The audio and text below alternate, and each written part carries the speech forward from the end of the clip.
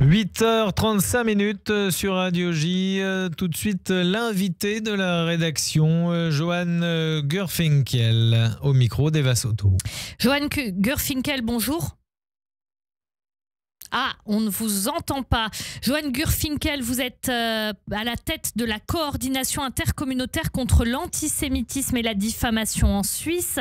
Selon le rapport de la CICAD sur l'antisémitisme en Suisse romande, il y a eu une augmentation de 89,52% des actes antisémites enregistrés. Ces chiffres révèlent une réalité glaçante. L'antisémitisme n'est plus un phénomène marginal.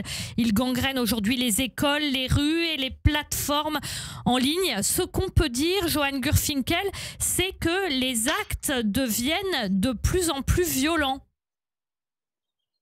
Est-ce que vous m'entendez maintenant, Eva? Oui, je vous entends très bien, Johan. Ah, super. Alors, évidemment qu'il est de plus en plus violent, évidemment que le phénomène est un phénomène mondial auquel on est confronté depuis le massacre du 7 octobre 2023. Évidemment que la Suisse n'y échappe pas, et on a parlé des affaires terribles de Melbourne. Je crois que la réalité qui s'impose à chacun, c'est de se dire que finalement, ce confort dans lequel on s'était installé n'est plus de mise. Et qu'on ne peut pas considérer qu'effectivement la situation va tranquillement se dérouler et qu'en dépit de quelques grandes communautés qu'on retrouve à travers la planète, il faut prendre en considération que c'est que l'ensemble des Juifs à travers le monde sont concernés par l'antisémitisme. La différence fondamentale, c'est comment l'autorité réagit face à cette situation. Et 2024 est malheureusement passé, c'était 2024. 2025 a commencé déjà avec des cas suffisamment graves pour qu'on puisse tirer la sonnette d'alarme. Tirer la sonnette d'alarme, la réaction des autorités. Qu'est-ce qu'on peut dire de la réaction des autorités, par exemple, en Suisse, à Genève, par exemple, une élève juive de 10 ans a été frappée au visage, tirée par les cheveux, rouée de coups de pied et aux jambes par 3 camarades, lui criant « Il n'y a pas de place pour les juifs dans le monde ». Ils ont même filmé la scène. Face à des actes comme ça, comment réagissent les autorités en Suisse ? Alors la Suisse d'abord, c'est plusieurs cultures qui s'entremêlent. Je pense notamment à 2 cultures principales qui sont la partie francophone et la partie germanophone. Les réactions sont très différentes, qu'il s'agisse d'ailleurs de politique internationale ou même de gestion de la situation face à l'antisémitisme et la discrimination. Pour la partie francophone dont on parle, et je pense notamment à cette jeune fille, l'autorité est quasiment absente. Je veux dire, les grandes déclarations qui visent à expliquer que l'antisémitisme, le racisme, la discrimination, l'homophobie sont des phénomènes extrêmement inquiétants et mériteraient la mobilisation de tout à chacun, au-delà de quelques déclarations, dans les faits, peu finalement d'actions de terrain.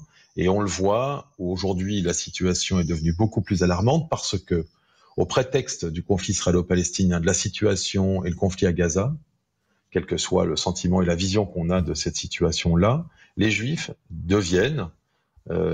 sont scindés en 2 catégories. Les bons Juifs qui exprimeraient vis-à-vis du politique un avis très tranché qui viserait à dénoncer la politique israélienne, ceux qui ne souhaitent pas répondre à cette invective et à cette injonction qui est de dire non, en tant que citoyen, en l'occurrence suisse ou français, nous ne sommes pas contraints de devoir nous exprimer, de condamner ou d'appuyer une position ou une autre, alors on devient un peu des quasi-parias. Les propos deviennent aujourd'hui inaudibles pour cette frange politique qui occupe aussi un terrain et qui, elle, pense répondre aux injonctions des courants les plus extrémistes. Donc au final, en résumé, il n'y a personne et il n'y a rien. Il n'y a personne et il n'y a rien, dites-vous. Il n'y a personne et il n'y a rien, ça veut dire quoi concrètement? Il n'y a pas d'arrestation, concrètement, alors c'est pas, en l'occurrence, au-delà de la question policière et judiciaire dont on peut parler, genre la CICAD gère chaque situation d'antisémitisme, met à disposition un pool d'avocats pour gérer et traiter chaque situation qui mériterait d'être judiciarisée. Mais surtout, on voit du côté de l'autorité politique, je vais vous donner un exemple qui est symptomatique.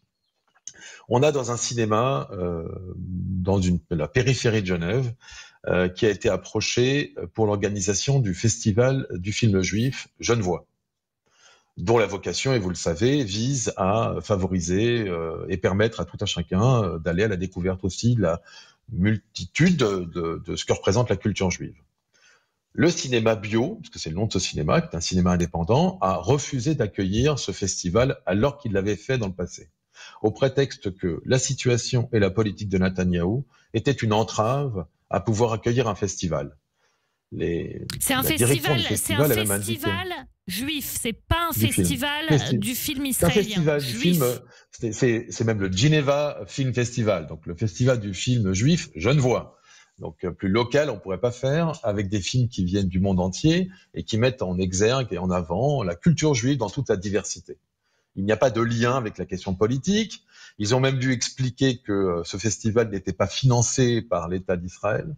Pour autant, au regard de la situation et de la perception du directeur général de ce cinéma, de la politique israélienne, il lui paraissait inconcevable d'accueillir un festival du film juif genevois, et que pour lui, la politique menée par Netanyahou était une entrave et venait ostraciser la culture juive. Il s'en désolait, mais il estimait que le public pouvait avoir le même type de réaction. Face à ça, alors c'est parfaitement déplorable, et évidemment qu'on travaille avec nos avocats sur la réponse à apporter en soutien au festival, mais surtout, c'est les élus qui ont été approchés par rapport notamment sur cette question. Ce qu'il dit, lui, c'est d'une part, le directeur du festival a manqué de courage. Mais quel courage il faut avoir aujourd'hui pour accueillir des juifs? Il faudrait du courage pour accueillir des juifs. C'est quand même exceptionnel. Et de deux, de dire quelque part, il comprend, eu égard à la situation terrible que vivent les Gazaouis. Voilà la réponse qui est donnée par un élu, en l'occurrence là un élu national, pour lequel j'ai entretenu de l'amitié depuis des années, et qui me répond pas simplement ce que j'aurais pu imaginer, c'est inacceptable, inadmissible, je connais ce cinéma, évidemment que j'interviendrai, parce que je dénonce et je condamne ce genre de choses. Il me renvoie en fait à dans une autre type de situation, qui est de dire, c'est pas en tant que juif que je te regarde, c'est pas en tant que juif que je peux considérer le travail qui est fait par le festival, c'est au regard de la situation et au regard de la politique pratiquée par un gouvernement israélien. Et là, c'est très grave, c'est que ça dit très concrètement qu'en tant que juif et citoyen, je n'ai pas la même place, en l'occurrence que lui ou d'autres, dans la société.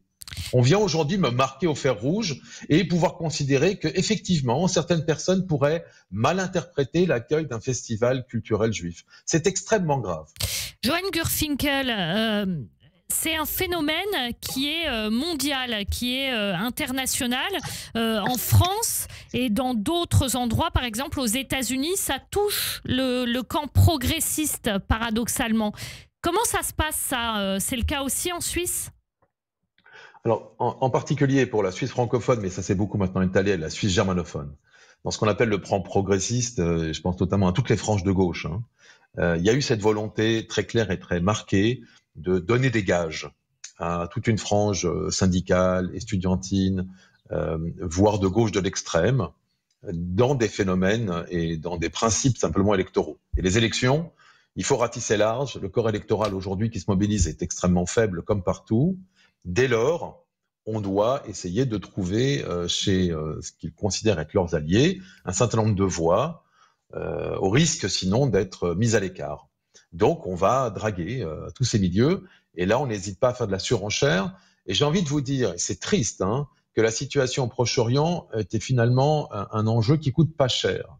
Un certain nombre de nos élus qui n'hésitent pas à se positionner non seulement avec force, mais avec toutes les outrances. Et on a là tous les débordements, on accepte tout et n'importe quoi. Et on l'a dit, puisqu'on avait envoyé des observateurs et observatrices dans les manifestations, on a dit il y a l'engagement pour la cause palestinienne, c'est du ressort de chacun, ça fait partie de la libre expression et de la libre mobilisation.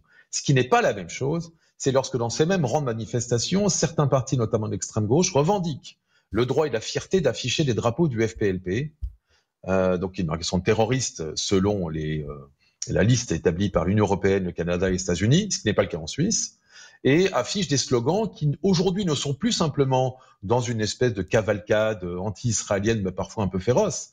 Ils affichent très concrètement leur volonté de vouloir battre, combattre et annihiler le sionisme. On est passé à une étape supplémentaire. Et en parallèle, on va accepter l'idée que face à l'antisémitisme, on puisse imaginer peut-être de ne pas trop en parler, de l'invisibiliser, parce que finalement, ça risquerait de faire tâche face à la cause palestinienne. C'est ça qui s'est installé. Et je le dis souvent à nos collègues et amis qu'on a dans le monde, je pense à Jonathan Murphy. Vouloir éradiquer le sionisme, c'est éradiquer les juifs? C'est aussi une façon de vouloir éradiquer les Juifs, parce qu'on le rappelle souvent quand certains revendiquent leur antisionisme, et je pense que par naïveté, on a tenté de leur expliquer qu'il y avait un antisémitisme, un antisionisme light et un antisionisme radical. Il n'y a pas de light ou de radical, il y a un antisionisme qui est très explicite, même dans l'évocation du terme, qui est la volonté de vouloir annihiler le sionisme, c'est-à-dire l'idée même d'ériger un État juif sur le territoire d'Israël. Ça n'envisage pas des frontières, c'est le principe même. Et ce principe-là, il est mis en cause. Ce principe-là, c'est de nier aux Juifs le droit de disposer d'un État comme on le ferait avec personne d'autre. Moi, je pose souvent la question, est-ce que la question se poserait pour des États musulmans, pour le Vatican, qui est un État catholique? Si certains aspirent à vouloir émigrer vers Israël comme État juif, c'est leur choix. Mais aujourd'hui, on voudrait interdire, en tout cas, cette possibilité qui est offerte aux Juifs. Pourquoi? Alors, le pourquoi, on le connaît déjà. Ce qui m'inquiète, et je vous le dis, c'est que le phénomène, c'est pas un phénomène français, c'est pas un phénomène australien, c'est pas un phénomène américain. C'est un phénomène qui touche l'ensemble de la planète. Il va falloir à un moment donné que l'ensemble des responsables, aussi juifs, et je me sens tout à fait concerné, prennent en considération le fait que ce sont pas des épiphénomènes nationaux et qu'il n'y a pas de plus, de moins, de plus affectés, de moins affectés. Il y a un phénomène mondial pour lequel on est confronté à un raz-de-marée qui touche tous les milieux, syndicaux, politiques, associatifs, étudiants, et pour lesquels on a une véritable mécanique professionnelle. Et face à ça, les petites discussions territoriales, même parfois dans nos pays respectifs, n'ont finalement aucune espèce d'importance, parce que finalement, ce sont les Juifs qui payent le prix le plus fort, ce sont l'ensemble de nos corélégionnaires qui sont directement marqués et qui attendent de nous une prise de responsabilité qui va au-delà de petites querelles régionales. Johan Gurfinkel, qui attendent de nous, c'est-à-dire responsables communautaires, responsables qui luttent contre l'antisémitisme. D'après vous, cette prise de conscience, nous aussi à l'intérieur du monde juif, finalement, on s'est un peu pris la porte claquée au nez le 7 octobre et on est encore un peu goguenard et on s'organise mal? Alors, je ne crois pas. Je pense qu'on a affaire, et j'étais récemment au dîner du CRIF, j'étais, je vous le dis, très heureux de participer. C'est un événement de grande importance et je peux que féliciter, en tout cas, Jonathan pour le travail qu'il fait. Jonathan Arfil, la président réalité, du CRIF. En fait, la réalité, c'est qu'au final, notre perception de nos différences culturelles impose ou nous impose un certain rythme, considérer que finalement on sait pratiquer dans nos pays avec nos élus la meilleure manière d'opérer. Je dis simplement qu'aujourd'hui la donne elle a complètement changé, qu'il y a concrètement des intérêts, organismes qui travaillent de manière transversale et transfrontalière. Il faut comprendre ces phénomènes, ces mécanismes, parce que finalement qu'on soit à Paris, à Genève, à Washington ou ailleurs, on vise des Juifs parce qu'ils sont Juifs. Les Juifs ne sont plus en sécurité nulle part? Les Juifs sont plus ou moins en sécurité parce que je ne voudrais pas non plus ajouter au phénomène des gens anxiogènes. Et je veux dire, on a la chance d'avoir des institutions extrêmement professionnelles, actives, très armées pour répondre à cet antisémitisme. Ce qu'il manque, c'est qu'une prise de conscience en dehors de milieux, notamment dans les sphères politiques. Et on voit que ces mêmes sphères politiques sont capables, elles aussi, de travailler, raisonner de façon collégiale, quelles que soient leurs origines nationales. Que ce soit des militants de gauche ou d'extrême gauche français, suisses, belges, hollandais et anglais, on entend exactement la même doctrine qui s'est imposée. Cette doctrine, elle coûte pas cher. Et qu'au nom de la défense pour eux des intérêts des Gazaouis, tels qu'ils l'imaginent, alors on peut imaginer aussi invisibiliser l'antisémitisme. On ne réagit plus. Moi, j'ai cette femme qui, dans le tram à Genève, fait l'objet de harcèlement, craint être enceinte de 7 mois, craint aussi d'être poignardée par un individu qui ne la lâche pas pendant une demi-heure. À ça, la police ne réagit pas. Enfin, désormais, ça sera plus le cas, mais le public ne réagit pas. Et lorsqu'on interpelle les élus, très peu, finalement, se disent oui, il est temps de faire quelque chose et de dire quelque chose. Il y a plutôt cette idée de tourner la tête. Et je me dis souvent, la vie d'un juif vaut pas cher. Finalement, les amis d'hier ont quasiment disparu au bénéfice de quelques-uns qui sont encore prompts et véritablement engagés dans ce combat contre la discrimination au sens large. Les antiracistes qui étaient mobilisés hier doivent aussi se mobiliser face à d'autres causes. Et nous, on doit être capable de leur rappeler que c'est leur responsabilité. Et ceux qui l'ont oublié, et je l'ai vu avec le CRIF notamment, il faut être prêt aussi à dénoncer tous ceux qui ne sont plus capables de défendre un citoyen parce qu'il est juif. Merci beaucoup, Johan Gurfinkel, donc à la tête de la coordination intercommunautaire contre l'antisémitisme et la diffamation en Suisse. Merci, bonne journée à vous. Au revoir. Kevin Terblum.